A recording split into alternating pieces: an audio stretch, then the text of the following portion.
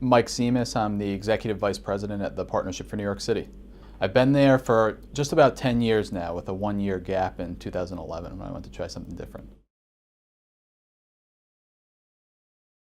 Sure, I think one of the most interesting days was right after the crisis in 2008, early in 2009. We did an interesting meeting with the Treasury Secretary and brought together the leaders of industry, which make up our membership, and had a really frank conversation about New York's impact on the future of the domestic economy. And the Secretary wanted to get a beat on kind of where New York's economy was, what the feeling was on the ground, and where we were headed. And that's a day I remember as something that struck me as the work we do every day is really interesting, but it had a historic tone to it. And kind of in New York, meeting with the Treasury Secretary, with the leaders of industry, that was kind of a terrific day when I look back on, during a difficult time, but a really interesting day to be engaged in that conversation. Sure, I grew up in Rhode Island, and in college I had a chance to meet and become close with the former governor, Bruce Sunland, in Rhode Island, who was governor in the mid-90s, kind of when I was younger, junior high school days. And then I met him later in his life when I was at school. He was teaching political science at the school I went to.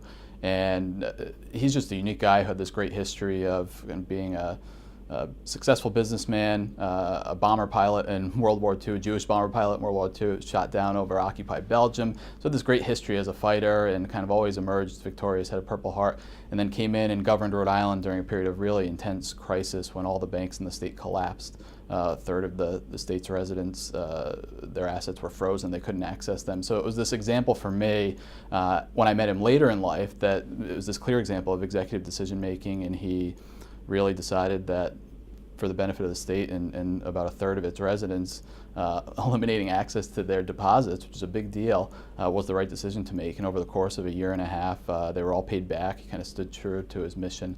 But for me, he was kind of a mentor early on when I started looking at politics, kind of mid-year through my midterm during my college years.